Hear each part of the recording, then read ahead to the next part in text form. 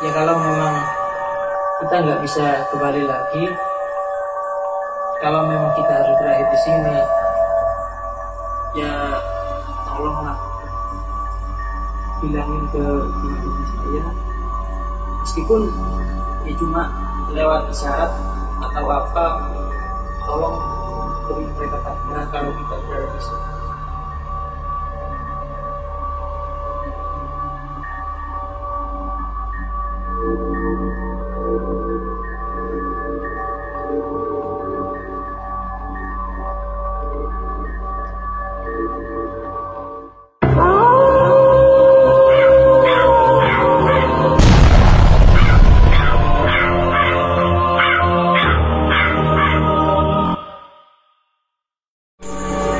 Selamat petang, sahabat mistis. Pada episode ini, saya kedatangan seorang tamu yang mengalami cerita horor di Gunung Semeru. Dia selamat dari mara bahaya, yang dimana dia akan disesatkan oleh makhluk tak kasat mata. Oke, sekarang beliau telah berada di sini. Selamat malam, Mas Jumadi. Selamat malam. Apakah benar Anda mengalami cerita yang saya kutip barusan? Ya benar. Untuk lebih jelasnya, tolong ceritakan. Ya, kami rombongan dari Pasuruan berangkat pada tanggal 26 Juni. Rencana kita ngecamp di Ranukumbolo, tapi berhubung kita berangkatnya terlalu pagi, akhirnya kita putuskan untuk sejenak di base camp Ranupani. Lalu kita berangkat start dari Ranupani jam 12 pagi, ya 12 siang. Lalu kami berangkat dengan rombongan sebanyak 6 orang. Lalu di perjalanan menuju pos 2, saya bertemu dengan kawan baru yang berasal dari Surabaya. Mereka berjumlah 5 orang. Lalu kita berangkat bersama dan akhirnya sampai Ranukumbolo. Lalu kita mendirikan tenda berhadapan dan malamnya kami ya berbincang hangat lah sambil ngopi-ngopi. Ya sementara pada waktu malam hari sih nggak ada kendala apa-apa. Sampai pagi pun kita melanjutkan lagi menuju ke Kalimati, ya masih nggak ada kendala apa-apa. Setelah itu kita berangkat ke Kalimati dari Ranukumbolo tanggal 27 sekitar jam 10 pagi. Dan itu bulan apa itu maksudnya? Bulan Juni. Tahun 2019. Lalu kita semua sampai di Kalimati tepat pukul 4:30 sore. Dan kita mendirikan tenda. Ya mungkin kata warga setempat sih nggak boleh mendirikan tenda di sekitaran pohon yang dikasih kain putih. Tapi ya mungkin kita percaya nggak percaya sih, ya namanya mistis. Cuma mungkin sebagian ada yang percaya, tapi sebagian juga yang ada yang nggak percaya. Tapi kita tetap mendirikan di sebelah, tapi agak jauh sih. Dan sampai akhirnya kita memutuskan untuk summit attack pada tanggal 29 Juni 2019 tepat jam 1 pagi. Lalu kita berangkat dengan rombongan sebanyak 14 orang. Kita semua berjumlah 14. Ya awal perjalanan sih lancar-lancar saja sampai kita sampai di batas vegetasi. Lalu kita terpisah menjadi 3 rombongan. saya dan teman saya anak Surabaya berjumlah 4 orang. Terus yang lainnya sudah berangkat duluan. Oh, jadi Anda itu agak belakangan gitu ya? Ya, soalnya teman saya ada yang kakinya agak terkilir, jadi perjalanannya agak lambat. Yang terkilir itu yang rombongan Anda, bukan? Bukan, dia pendaki asal Surabaya. Oh, tapi sama Anda naiknya? Iya, dia soalnya cuma berlima. Dia ingin rame-rame, jadi akhirnya kita gabung dan akhirnya kita summit tag bareng-bareng. Oke, lanjut. Sampai di puncak nggak ada kendala apa-apa sih. Ya kita sampai di puncak sekitar jam setengah 8 pagi. Ya mungkin namanya kita baru ke Semeru, ya mungkin sampai lupa waktu. Oh, itu berarti pengalaman Anda pertama ke Semeru? Ya, pengalaman pertama ke Semeru. Jadi kan sudah dianjurkan kalau ke puncak nggak boleh lama-lama, mungkin batas maksimal jam 9 pagi. Tapi berhubung ya namanya juga masih pertama kali ke Semeru, saking asiknya foto-foto sampai kita lupa waktu lah. Kita turun setengah 10. Sebenarnya sih nggak boleh karena takutnya hembusan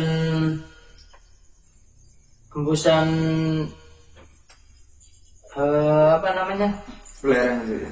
Bukan, hembusan yang apa sih namanya? Ya kayak belerang lah. Semacam kayak kawar racun yang mungkin racun, ya. Bisa disebut kalau meletus, kalau keluar biasa disebut apa, lupa namanya. Ya itulah, mungkin bisa dijelaskan ke teman-teman yang sudah pernah ke sana. Itu pun kita jam setengah 10 kita turun, kita sampai di Cemoro Tunggal sekitaran jam 10. Anda turun tuh orang berjumlah? Saya turun berjumlah 3 orang. Teman saya yang satu dia mau duluan.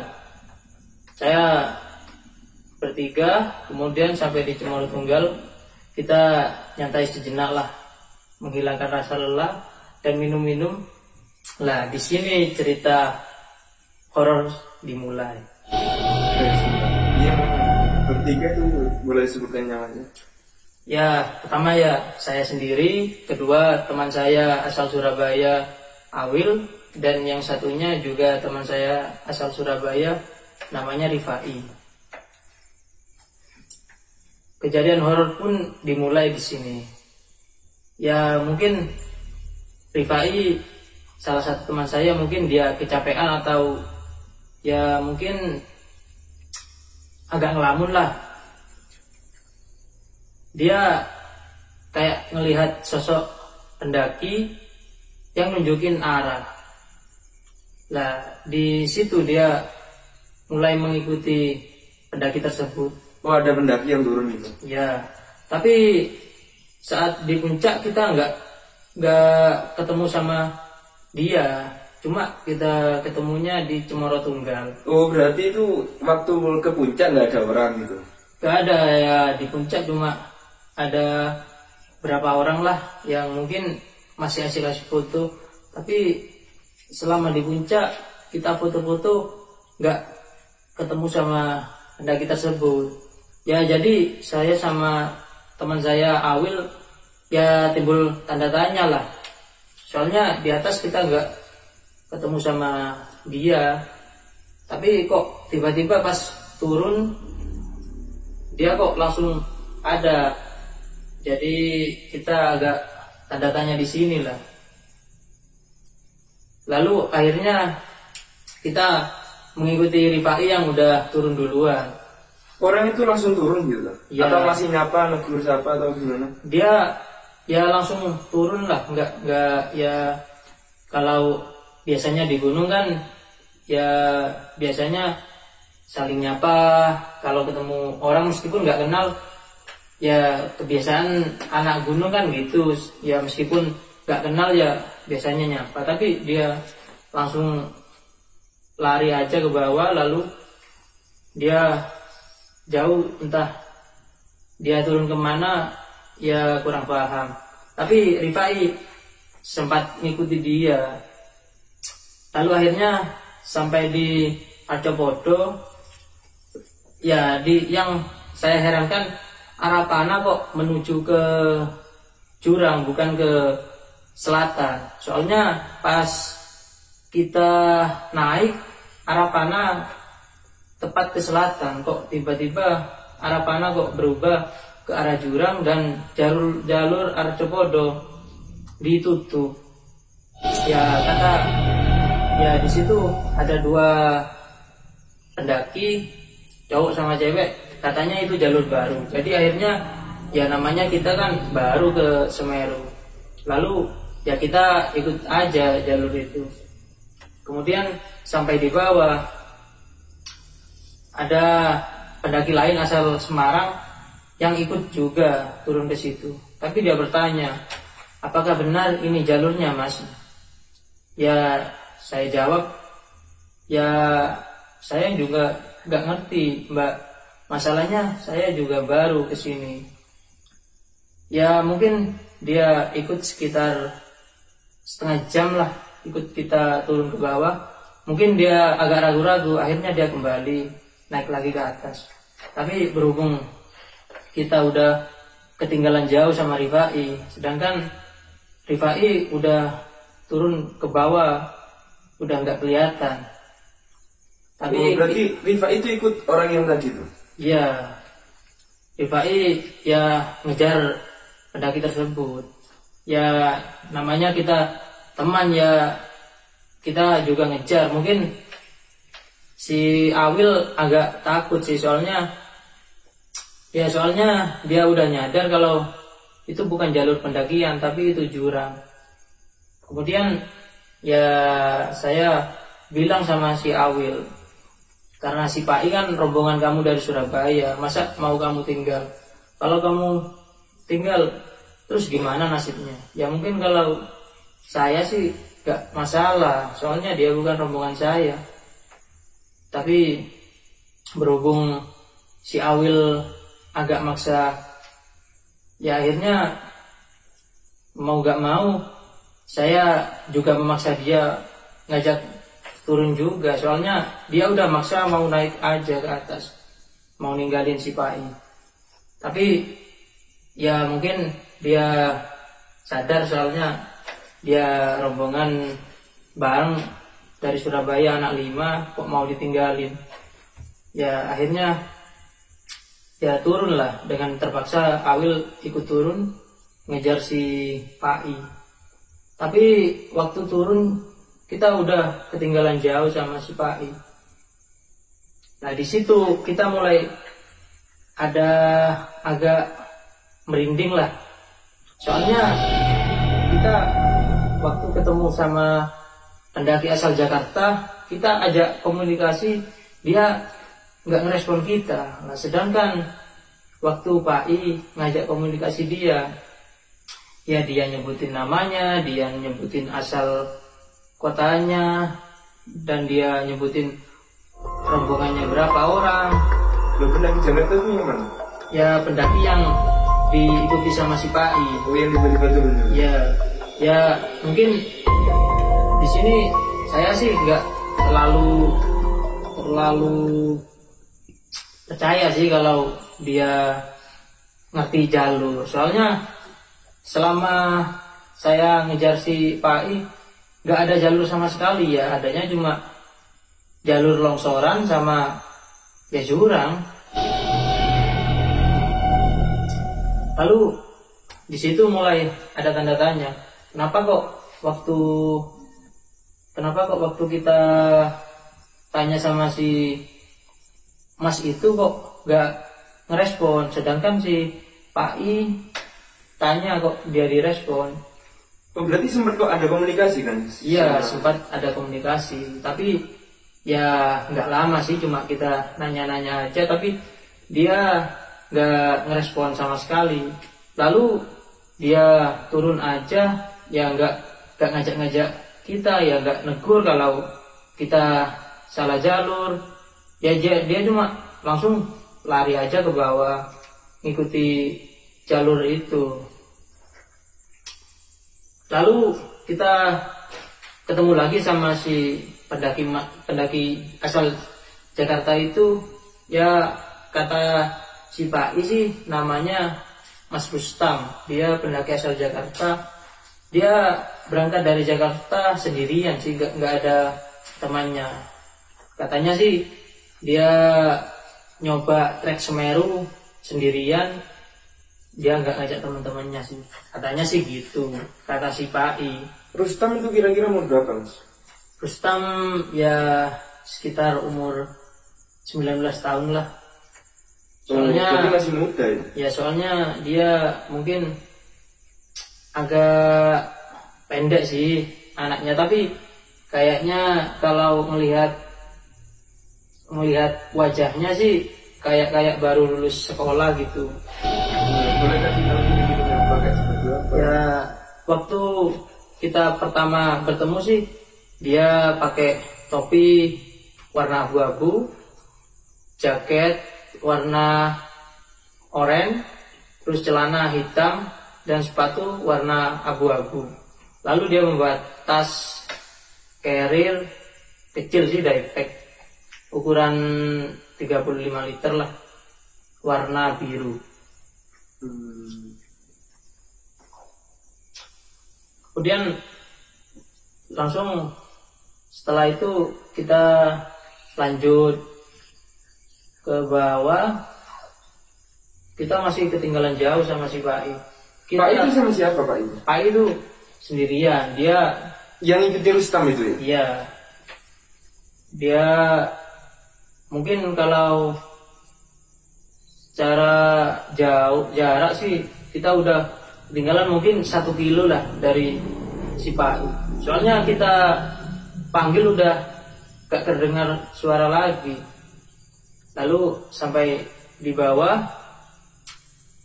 kan di situ banyak pohon tumbang.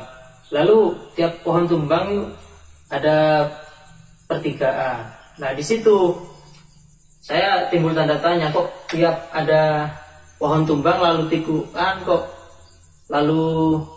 tikungan kok si Rustam itu hilang, lalu dia kelihatan lagi di depan, lalu kita kejar, dia hilang lagi, lalu kelihatan lagi di depan. Nah, di situ si Awil mulai ketakutan. Soalnya sebelum memulai pendakian sih kita kan di briefing di basecamp Ranupani. Kita udah dikasih tahu kalau kita nggak boleh ke puncak, soalnya ada pendaki hilang asal Swiss yang belum ditemukan selama 21 hari. Nah di situ Awil mulai ketakutan. Dia udah ngajak balik aja. Oh berarti Anda tuh melanggar ke puncak itu ya? Ya sebenarnya sih nggak melanggar. Soalnya kan kalau dari basecamp Ranupani sih dianjurkan pos terakhir udah Kalimati. Soalnya berarti kan Anda melanggar kan pastinya tuh. Ya dibilang melanggar sih ya iyalah. Soalnya kan kalau di situ mungkin takutnya ada apa-apa, takutnya ada kecelakaan. Kalau di kawasan Kalimati sih kayak pihak pihak Taman Nasional Bromo Tengger masih mau tanggung jawab. Soalnya tapi kalau udah melewati Kalimati, apalagi trek ke puncak kayak gitu, mungkin kalau teman-teman yang udah pernah ke Semeru ya udah tau lah treknya gimana.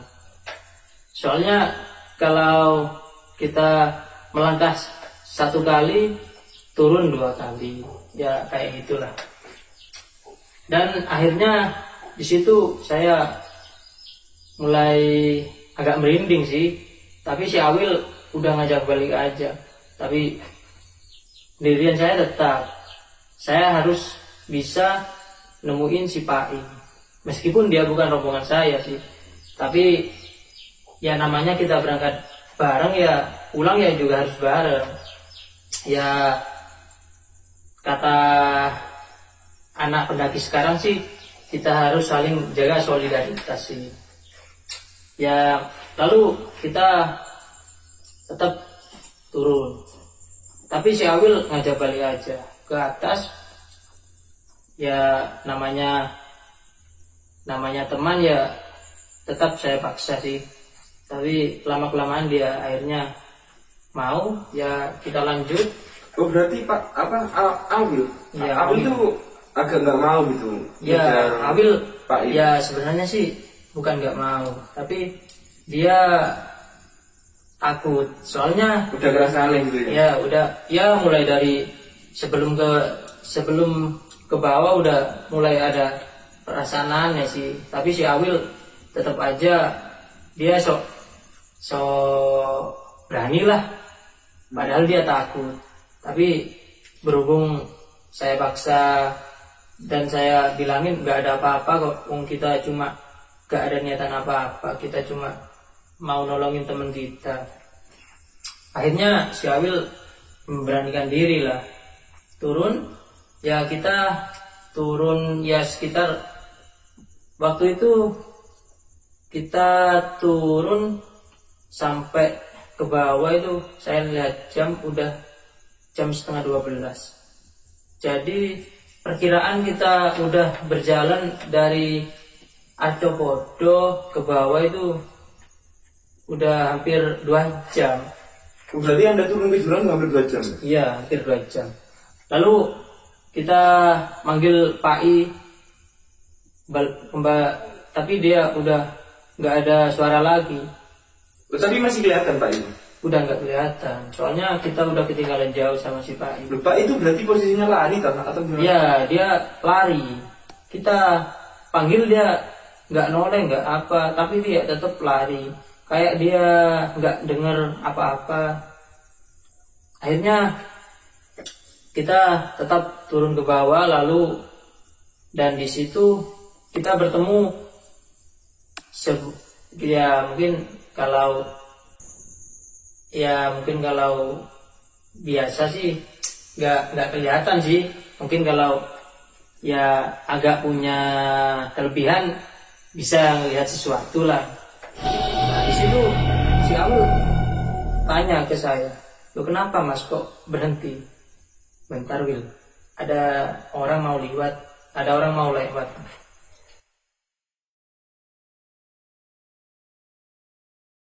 Itu saya melihat sosok cewek, tapi dia kayak putri raja dan pengawal-pengawalnya ya lewat di situ.